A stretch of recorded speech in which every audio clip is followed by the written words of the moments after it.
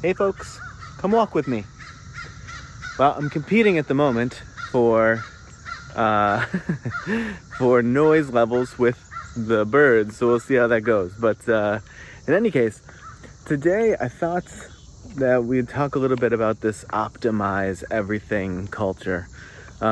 Maybe it's kicked off by Joe Rogan, maybe it's sort of hit home or gotten a second or third win from Andrew Huberman, whatever it is. Or there's probably a ton of this stuff out there that I'm not even aware of.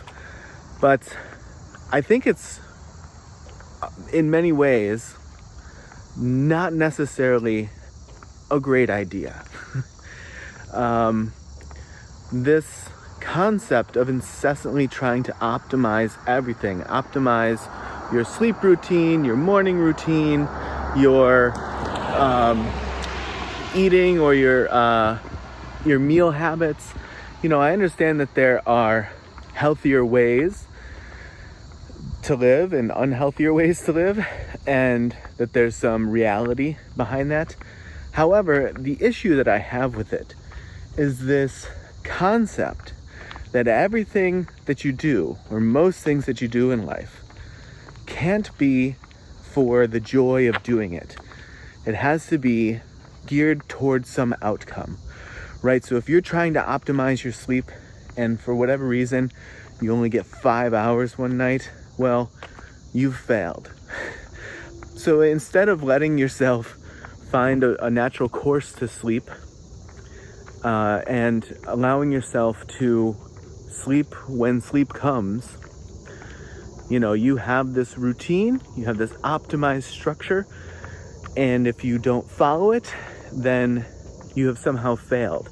Whereas sleep, yes, it contributes to health and well-being, but I don't think that its purpose is a thing to be optimized. I think its purpose is for, as sort of the Buddhists would say, not to make this a religious thing or a philosophical thing, but as the Buddhists would say, when you're hungry, eat. When you're tired, sleep. That's the name of the game. That's basically all that you need to do. There's not really a method in, you think of some of these philosophical structures where they're geared toward optimizing everything.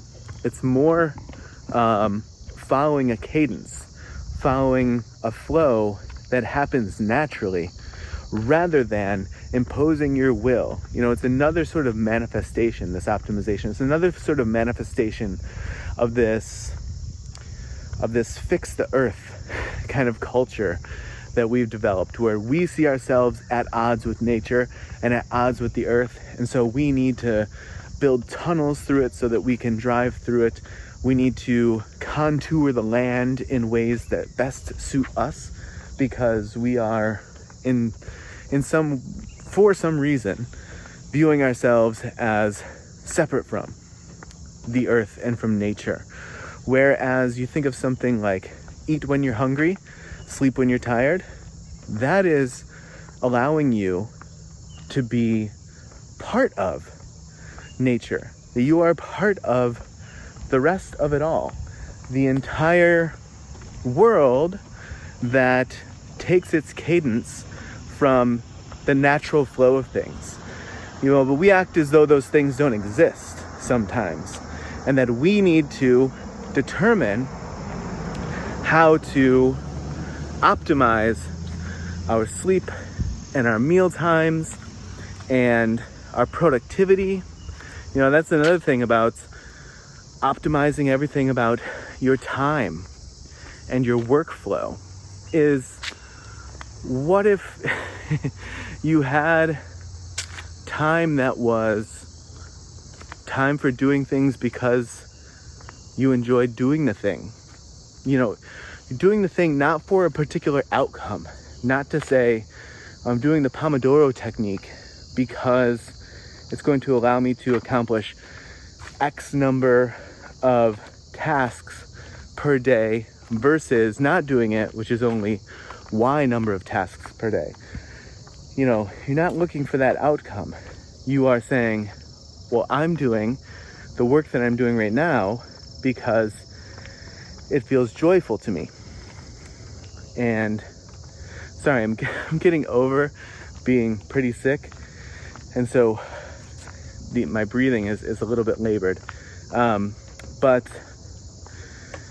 yeah, this optimize everything culture, I think it's in many ways really not good, especially if you intertwine it, which I think you have to, with the modern day scrolling culture, right? The constant, like, everything in your face nature of screens and entertainment and content. I know I'm making content, but I'm trying to make sort of different kind of content. But yeah, I have to admit, adding that optimize everything mentality into the mix of a culture that's already really burned out from constant keeping up with the anxious nature of everything, because we have all of this information in our face all the time, right? And now, by creating formulas and structures around naturally occurring things like eating, sleeping, doing activities for the joy of doing activities, by introducing structure and optimization and data to those, it's again just additional information, it's additional requirements that you're putting on yourself in order to perform at a certain level, to achieve what, I don't know, some sense of well-being, some sense of clarity. But I think that it actually can oftentimes, in many cases, have the opposite effect and give you one more thing to fixate on, one more thing to get really rigid about, one more thing to overload your mind and your nervous system with, and just give you another thing to focus on. Whereas we've lost, to a large degree, or at least folks who participate in this, have lost to a large degree a sense of spontaneity, a sense of following the natural rhythms of things. And certainly, I know I've said this already, but I think it's a big point, have certainly lost the art of doing something for the joy of doing it, and not because you're seeking a particular outcome. You play a song or you play a game. Imagine playing a game not particularly to win, but for the joy of playing the game. And imagine if you could bring that to your work, if you could bring that to hobbies that you have,